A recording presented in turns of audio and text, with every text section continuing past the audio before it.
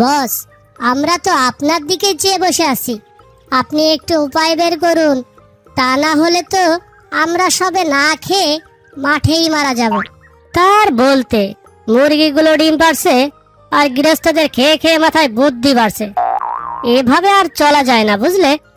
শোনো সবে, তোমরা আমাকে এক হালি ডিম এনে দিতে পারলে ডিমগুলো খেয়ে মাথায় একটু বুদ্ধি আনতে পারতাম।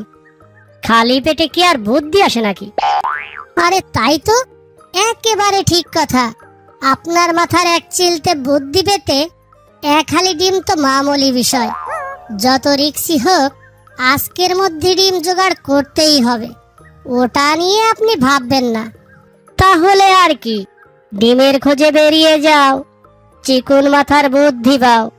সে আমরা জানি আপনি কেমন গুণী। ঠিক আছে বস, আগে ডিমগুলো তো আনি।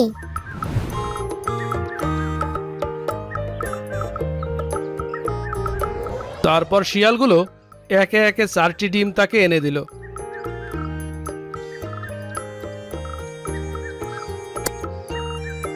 এই তো, এই ডিম দেখেই কেন জানি মনে হচ্ছে তোমাদের ভাগ্য খুলতে চলেছে।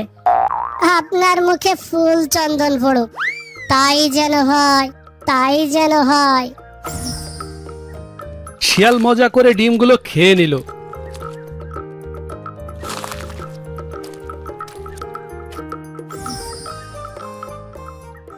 পরের দিন খুব সকালে শিয়াল এক বাড়িতে গিয়ে খাঁচায় বন্দি মুরগিগুলোকে উদ্দেশ্য করে বলল, আহারে, আমার খুব কষ্ট হয় তোমাদের এই বন্দি জীবন দেখে। এটা কোনো জীবন হলো? তোমাদের কি কোনো স্বাধীনতা আছে? এত বড় পৃথিবীতে এটুকু জায়গার বাইরে যাওয়ার ক্ষমতা তোমাদের নেই। শোনো হে বোকার দল, এই সুন্দর নীল আকাশের নিচে মুক্ত বাতাসে তরতাজা শ্বাস কি তোমাদের নিতে মন চায় না? তোমাদের জন্য বড্ড মন কাঁদে, বুঝলে? হ্যাঁ হ্যাঁ, শিয়াল পণ্ডিত তো ঠিক কথাই বলেছে। এমন করে তো কখনো ভেবে দেখিনি। গৃহস্থকে আমরা ডিম দিই, মনে চাইলে আমাদেরকে জবাই করে খাচ্ছে, বাজারে বিক্রি করে দিচ্ছে। তবে কেন আমরা এই বন্দি জীবন যাপন করব? এই শৃঙ্খল থেকে আমাদের মুক্ত হওয়া উচিত। কি বলো সবাই? হ্যাঁ হ্যাঁ, কথা তো একদমই হাঁচা। শিয়াল পণ্ডিত তো এতদিন আমাদের চোখ খুলে দিয়েছে, এর একটা বিহিত আমাদের করতেই হবে। আর কোনো কথা নয়, কাল গৃহস্থ আসার আগে আমরা আন্দোলন শুরু করে দেব। কি বলো সবাই? হ হ, ঠিক। বিপ্লব ছাড়া পরিবর্তন হয় না, আন্দোলন করতেই হবে। মুরগি তো মুরগি, এমন চাল চেলেছি, আমার কাজ শেষ। এখন শুধু টপ করে ধরবো আর নাদুস নুদুস মুরগিগুলোকে মুচমুচিয়ে খাবো। যাই, খুশির খবরটা সবাইকে জানিয়ে আসি। এ কথা বলে শিয়াল মনের আনন্দে বনের দিকে চলে গেল।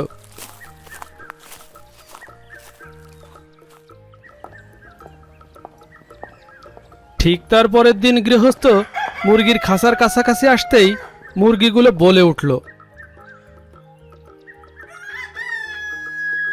মুক্তি চাই, মুক্তি চাই, মুক্ত হয় বাঁচতে চাই। খাঁচার দরজা খুলে দাও, তা না হলে বলি দাও। এক দফা এক দাবি, মানতে হবে, মানতে হবে। তোমরা সবাই থামো, একটু শান্ত হও। আমি তোমাদের এত আদর যত্নে লালন পালন করলাম, এত সুন্দর মজবুত করে খাঁচা বানিয়েছি যাতে তোমাদের কোনো ক্ষতি না হয়, আর সেই তোমরা আমাকে ভুল বুঝছো? আচ্ছা ঠিক আছে, আমি তোমাদের মুক্ত করে দিচ্ছি। দেখো, তোমাদেরকে এই ভুলের জন্য বড় রকমের খেসারত দিতে হবে। তারপর গৃহস্থ মুরগিগুলোকে মুক্ত করে দিল। মুরগিগুলো আনন্দে এদিক ওদিক ছোটাছুটি করতে লাগলো।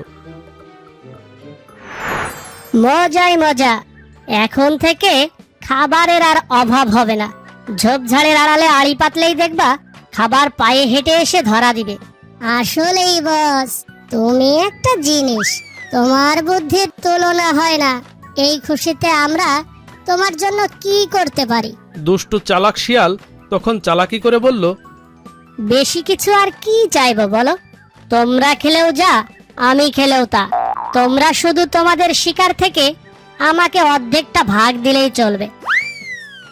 এ আর এমন কি, তুমি আমাদের জন্য যা করেছো এতটুকু তো আমাদের করতেই হবে।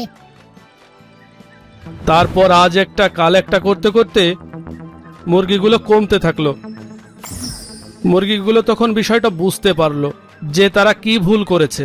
আসলেই শিয়ালের কথা শুনে আমরা চরম ভুল করেছি। আমাদের সাথী সঙ্গীদের হারিয়েছি। যে আমাদের কষ্ট করে লালন করেছে সে নিশ্চয়ই আমাদের খারাপ চাইতো না। সবই আমাদের বোঝার ভুল। চলো আমরা আমাদের জায়গায় ফিরে যাই, তা না হলে আমাদেরকেও শিয়ালের পেটে সাবার হতে হবে। ঠিক কথা। তাই বন্ধুরা, যে কোনো সিদ্ধান্ত ভেবেচিন্তে নেওয়াই ভালো।